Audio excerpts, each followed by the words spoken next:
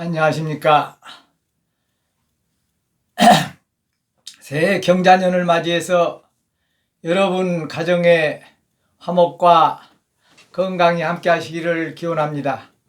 오늘 강의를 시작하겠습니다.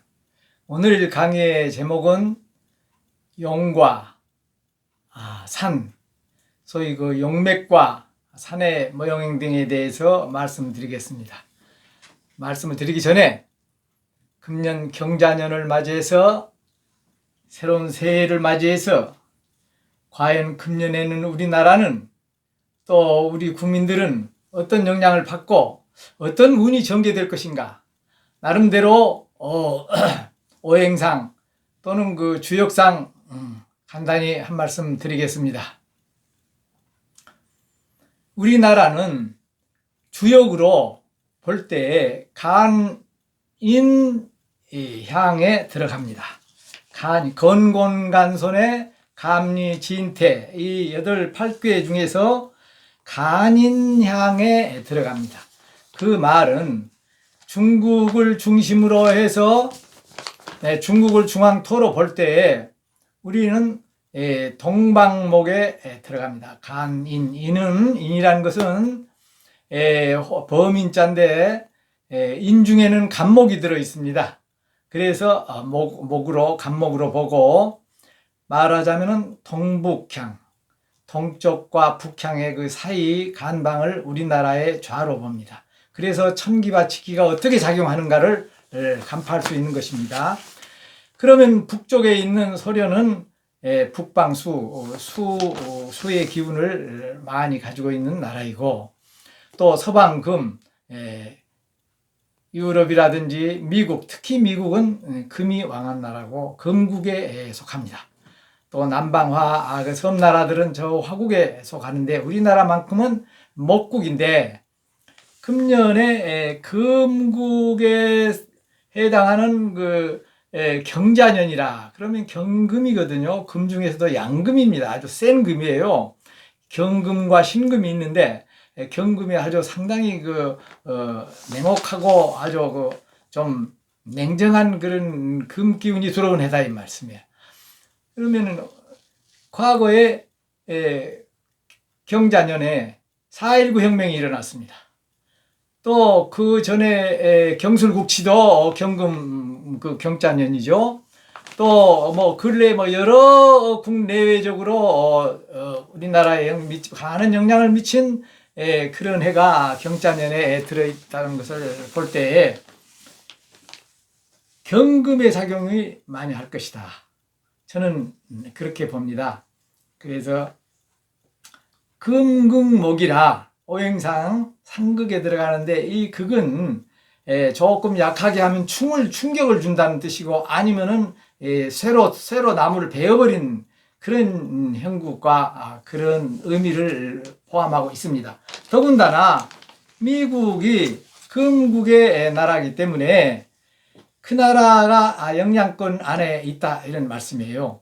그래서 우리는 중국과 지정학적으로는 가까이 있습니다만은 서로 상부상조하면서 수천 년을 내려왔습니다. 우리가 조금 국이 작지만은 우리나라의 연기가 발달하고 영계들이 많이 나고 인물이 배출되기 때문에 우리 반도 사람들이 가서 중국을 지배하기도 했고, 또 중국의 지배하에 있었지만은 서로 상부상조하는 그런 관계를 이루어 왔습니다. 동양 삼국이라고 하면 옛날부터 중국과 우리 한국과 일본을 말했는데, 삼국이 항상 병존하는 상태에서 대세를 이루어 왔고, 그 중국에 우리는 물론 그 관계를 가지고 경제적으로나 정치적으로나 서로 상부상조하는 입장에 있지만은, 적어도 미국의 건국이 세계를 지금 지배하다시피 하는 그런 이 형국에서는 그들의 영향권을 우리가 벗어나지 못할 것이다. 나는 이렇게 봐요. 왜 그러냐 하면은, 미국은 현재 자기 국경이 태평양 지대에 일본과 한국과 대만 이쪽으로 이렇게 환태평양이 자기들의 국경으로 보는 것입니다. 그래서 그들은 국경을 절대적으로 지킬 것이고, 또 한국의 6.25 사변, 6.25 우리 한국 전쟁 때 미국이 와가지고 얼마나 많은 피를 흘렸습니까?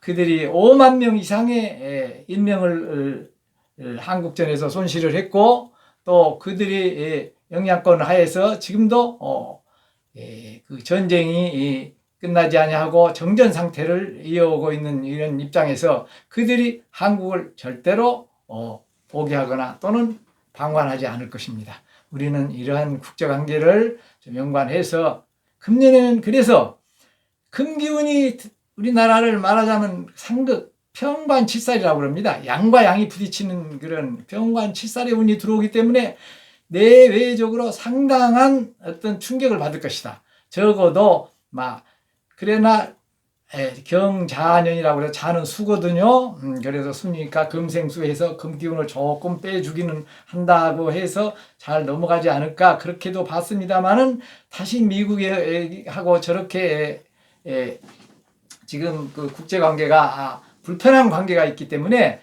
그 기운이 오히려 더 상승될 것이다 이렇게 보기 때문에 적어도 상당한 좀 복잡한 문제들이 많이 일어나지만은 김 안목으로 볼 때에 우리 한국의 국운은 아주 좋고 적어도 세계의 균형 감각을 가지고 우리나라가 세계적으로 우뚝 서는 나라가 될 것은 틀림없습니다. 우리나라 지정학적으로 조금 이따가 그 지리 관계를 좀 말씀드리겠습니다만은 지정학적으로도 윤기가 발달하고 영재가 나오고 그런 그 좋은 입지 조건을 갖고 있기 때문에 비록 나라는 작지만은 앞으로 저는 우리 한반도를 생각할 때 남북을 같이 봅니다. 적어도 백두산을 우리가 태조산으로 보기 때문에 백두산을 중심으로 해서 밑에 반도 그 태백 줄령으로 해서 다 산줄기가 내려왔지 않습니까? 또 백두산을 중심으로 해서 또 북쪽과 동쪽 서쪽 다 그만큼 그렇게 되면은 적어도 지금 만주를 다 우리 땅이라고 할 수는 없는 것이고 적어도 동북 삼성이라고 소위 중국에서 하는 그 흑룡강성이라든지 길림성, 요동성 정도는 우리의 영향권 아래 있는 그런 나라가 될 것을 저는 확신합니다. 그리고 그런 것이 그러면은 우리나라가 그 통일이라는 그런 걸 떠나서 우리는 이 한민족이고 한 땅에 살고 있는데 어떤 영향권에 될 것이냐? 그러면은 금국의 영향권에 될 것이다. 저는 그렇게 봐요. 물론 중국하고는 우리가 오랜 역사와 전통 속에서 서로 상부상조하는 입장이지만은 세계의 운세와 천기와 지기의 흐름이 그렇게 되기 때문에 유정자들은 유연하고 또 너무 강한 사람은 부러집니다. 유연하고 또 외유내강 그런 입지적인 입장에서 대외적인 문제도 잘 풀어나갔으면 좋겠다. 그러면 우리 국민들도 금년에는 약간은 좀 혼란이 있겠으나 좀 냉철한 그 판단과 그런 그 자세로 임했으면 좋겠다. 이런 말씀을 드리면서 간단히 서론을 말씀드렸습니다. 이제 이어서 오늘은 풍수에서 중요시하고 있는 중요할 그 용에 대해서 말씀을 드리겠는데 용이라는 것은 산을 얘기합니다. 산에 그러면 산과 용은 어떻게 다르냐? 산은 큰 산이 우뚝 솟아있는 주종산이 주간에서 있는 그 산을 말하는 것이고 그 산에서 산맥들이 흘러내려오는 그 모습들이 높은 자리에 올라가서 볼 때에는 그 흐르는 모습이 마치 살아있는 어떤 그 생물이 움직이는 듯한 지금 거대한 어떤 그를 이제 용이라고 상징적으로 해서 용이라고 표현을 합니다. 그래서 용맥이 흐른다 그렇게 표현을 하기 때문에 산이 먼저 있고 그 다음에 다 그 산맥들이 흘러내려가는 모습들이 용입니다. 그러면 그 용을 따라서 지맥이 흐르거든요. 그러면은 그래서 그 용을 따라서 용의 모습이 어떻게 하며 그 기운들이 어떻게 모여 있는가를 연구하는 학문인 것입니다. 여기에 그 간단한 그림이 있습니다만은 이 그림은 상징적으로 그려놓은 것인데 저 위에를 북쪽을 현무, 북현무, 남쪽은 주작이라고 하죠. 또 지금 동쪽은 이렇게 좌청룡이라고 하고 우쪽은 백호라고 합니다. 여기는 이제 외청룡, 외백호. 또 여기는 이제 내 자리라고 생각할 때 청룡과 백호가 이렇게 있고 또 남쪽에 안산, 조산이 이렇게 있고 이런 것을 상징적으로 하는데 꼭 이와 같은 그림이 만들어진 데가 그렇게 얼마나 있겠습니까마는 되게 이런 형국으로 말씀을 드리는 것이고 이 위에 주산이 내려오기 전에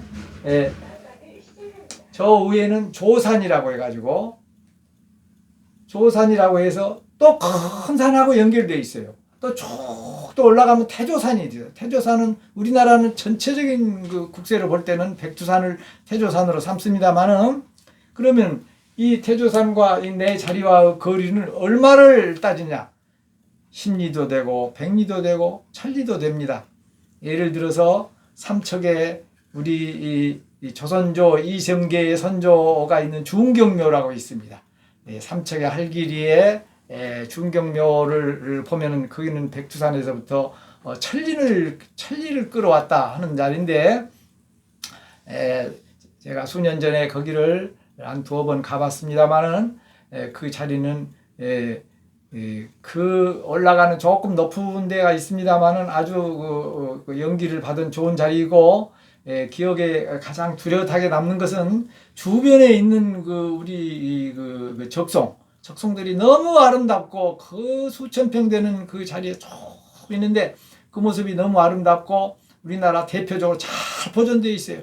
뭐 전쟁 때도 손실이 하나도 없고 물론 그 이시 종가에서 관리를 하겠지만은 그 우리나라에서 가장 아름다운 소나무들 홍송 이런 그 전통 우리 제대종 소나무가 너무 예쁘고 아름다운 그쪽에 다 있어요. 그래서 지난번에 남대문 소실할 때 거기서 갖다 썼습니다.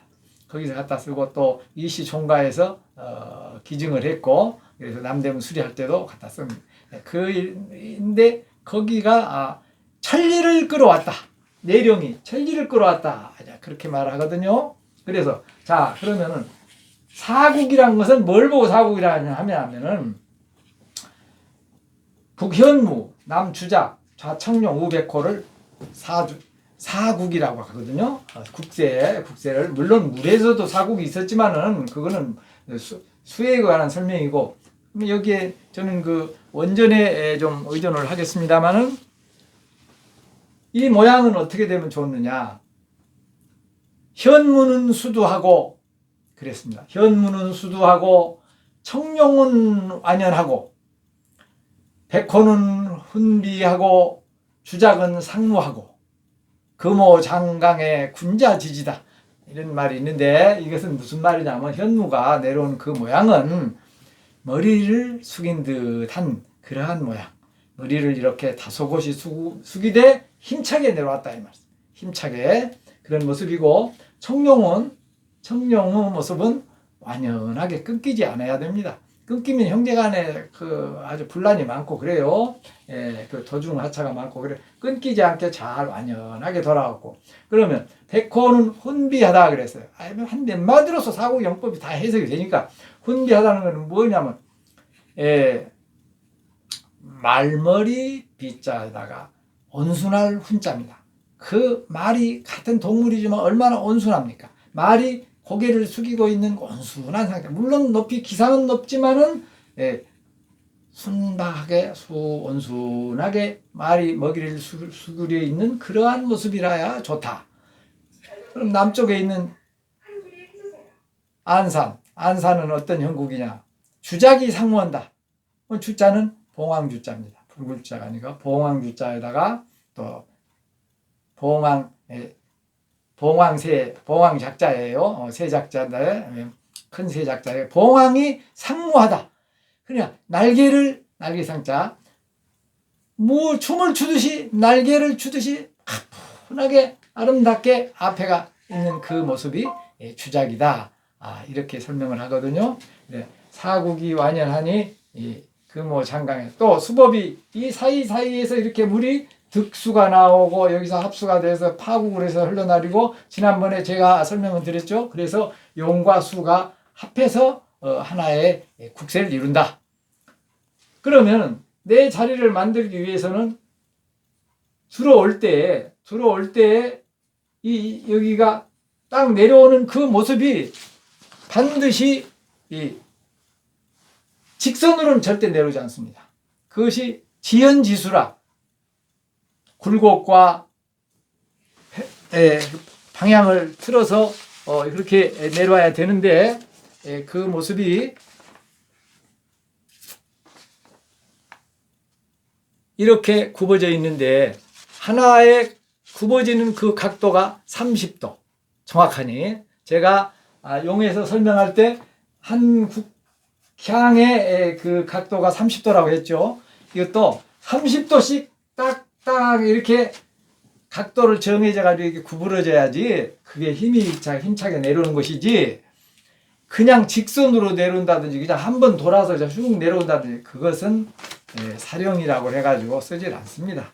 그리고 우리가 인정을 하지 않아요. 그래서 반드시 지연지수라는 것은 이렇게 가지자 같이 이렇게 굽이쳐서 내려오는데 그 각도가 반드시 30도로 이루어져야 그게 정설이다.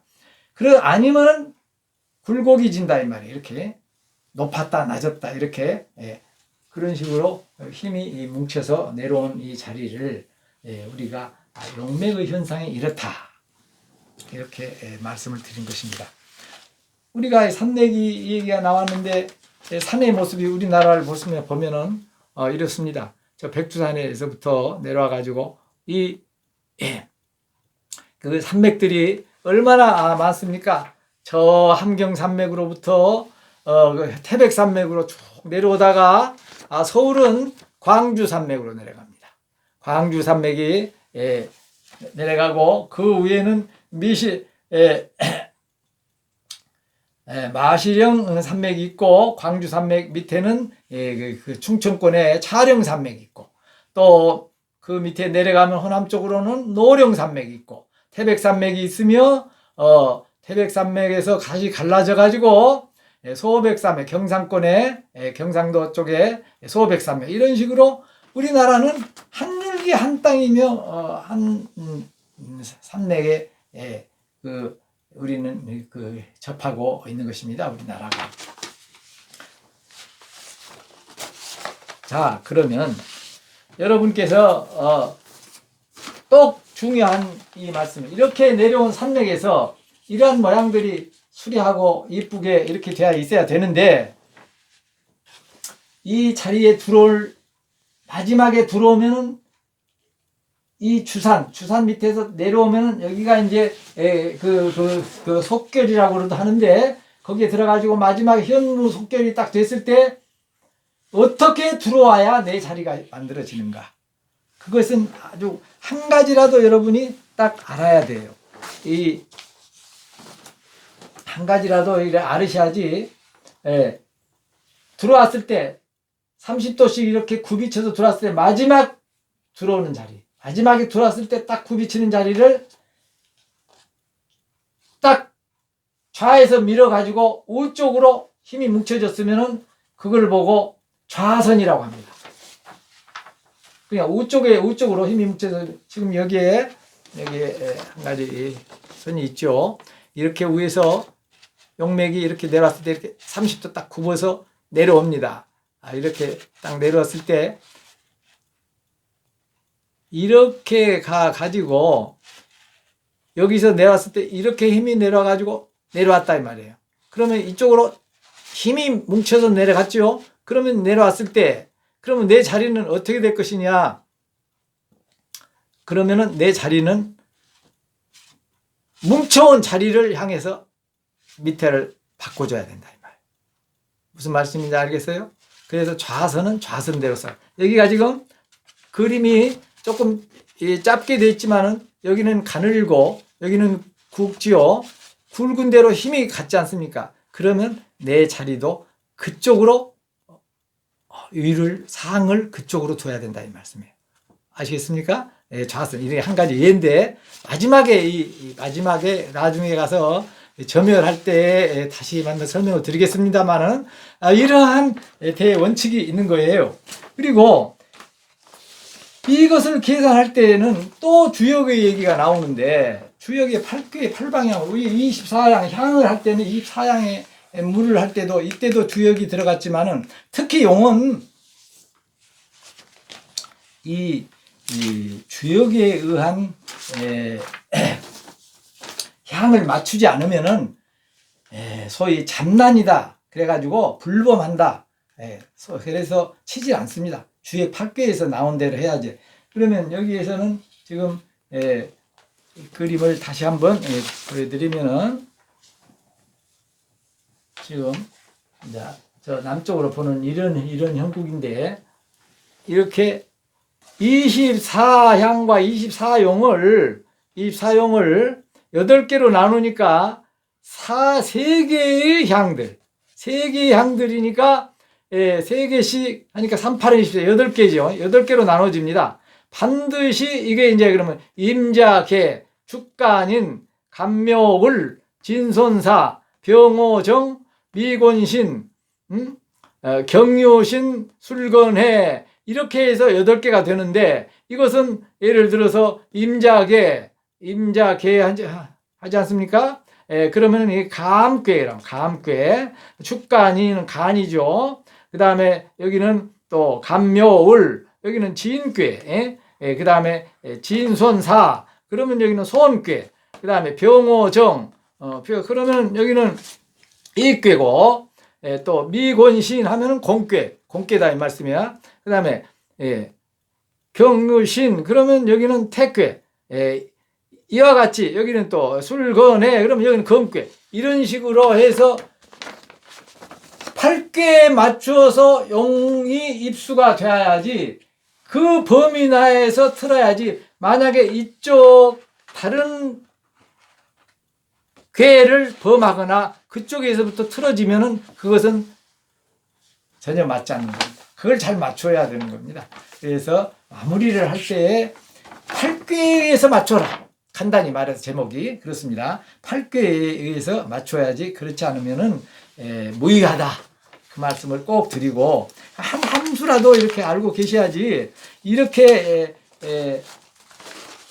간단히 15분 내로 말씀을 드리는데 그리고 산에 대해서 말씀을 드렸으니까 산에도 오형산으로 다 구별이 됩니다.